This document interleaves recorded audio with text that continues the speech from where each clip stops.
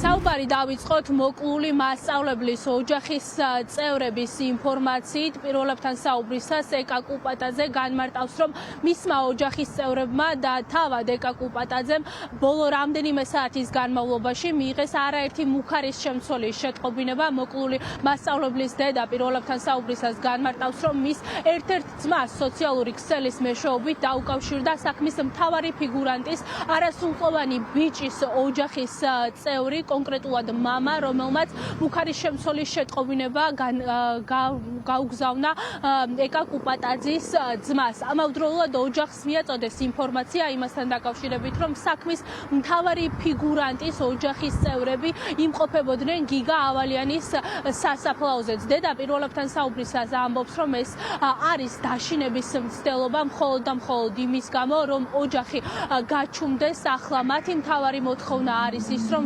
მაგალითად დაისაჯოს ყველა ის პირი, ვინც გიგა ავალიანის მკვლელობის საქმეში იღებდა მონაწილეობას, ვინც დანაშაული იცოდა და საგამოძიებო უწყებას არ შეატყობინა. ოჯახის წევრები ამბობენ, რომ ეს მუქარის შემცველი შეტყობინებები და მკვლელობისთვის დაკავებული არასრულყოფნების ოჯახის წევრების გააქტიურება ემსახურება მხოლოდ ერთადერთ მიზანს, რომ ისინი კარგად მიხვდნენ უკვე, რომ სამართლიანობა აღდგება, რადგან ოჯახს უკვე აქვს საქმის მასალები.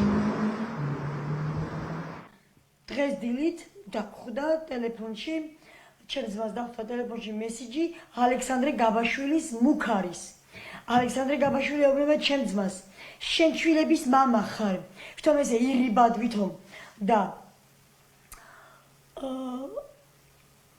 გვეუბნება, რომ ან თქვენ დამტკიცებთ, რომ ჩემმა შვილმა მოკლა გიგა ავალიანი, ან მე დაგიმტკიცებთ, რომ არ მოუკლავ ჩემს შვილს. და წერს, რომ იყო გიგას საფლავზე. ალექსანდრე გაბაშვილი ერთ შენ მოგმართავ ამ ხელა, ასე თუ ჯედიან, როგორ ხარ ეს ამ ხელა მასა.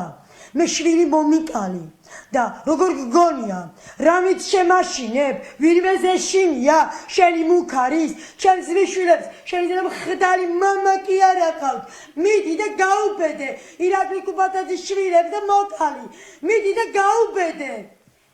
გაუბედე ჩემს ძმის შვილებს, შენნაირი მამა კი არ აყავთ, ჩემი ძმებისნაირი მამები ყავს. შენ ვის აშინებ? შენ გიგა მოგვიკარი და გგონია, რომ მე შეგვაშინებ?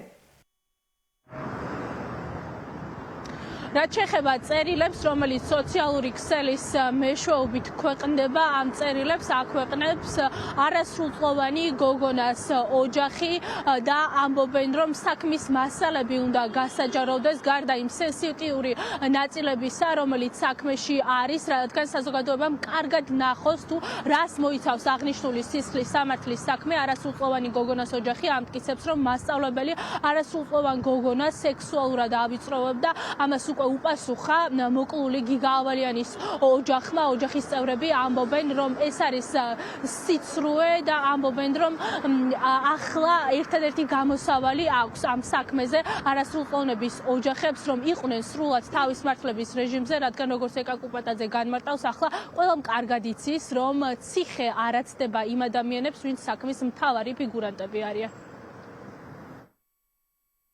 როგორც მოაწოდეს ინფორმაცია, ნია იმრაძის ოჯახი კარს არ უღებდა, ამასობაში შესაძლოა მათ მოახერხეს რომელიმე ელექტრონული მოწყობილობის გადამალვა, იმიტომ რომ რამდენადაც ვიცი 10 საათზე შევიდა პოლიცია ყველასთან ერთად ასე მასიურად.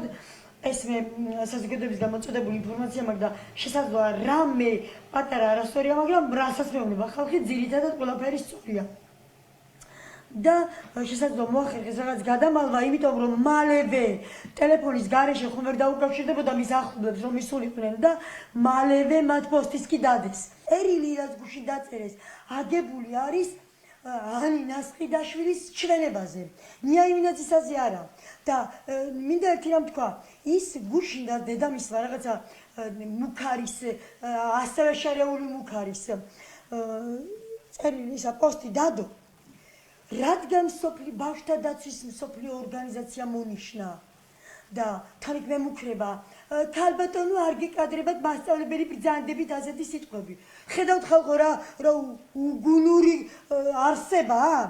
იცოდნენ რომ მე მომიკლეს გიგავალიანი და ამას არ შევარჩენ არავის. ალექსანდრე გაბაშვილის მამა და ნია იმენაძის დედა იცით რა გამოჩნდნენ ახლა მათ აიძულათ გიორგი ჩიქოვანმა, ეს არის დემეტრე ჩიქოვანის ძმა, ქუჩის შპანა ბოდიშის საზოგადოებას და აიძულათ გურამ რიკაძე.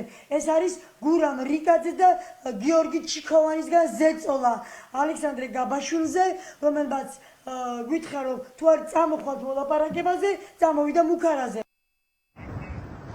აღნიშნულ სისხლის სამართლის საქმესთან დაკავშირებით გრძელდება საგამოძიებო მოქმედებები გუშინ პოლიციის დეპარტამენტში. დაიბარეს ერთ-ერთი არასრულყოფანი გოგონას დედა, რომელმაც პირველების ინფორმაციით გამოძიებას ჩვენება არ მისცა და გამოიყენა დუმილის უფლება. ამავდროულად აქტიურად მიმდინარეობს და გრძელდება საგამოძიებო მოქმედებები. რამდენიმე საცხოვრებელ სახლში ჩატარდა ჩხრეკაც და ამოღებულია ელექტრონული მოწყობილობები, მათ შორის მობილური ტელეფონები და ამავდროულად საინტერესო გამოძიება დაინტერესდება თუ არა იმ SMS შეტყობინებებით, რომელიც მოკლული გიგა ავალიანის ოჯახის წევრებმა ბოლო რამდენიმე საათში მიიღეს.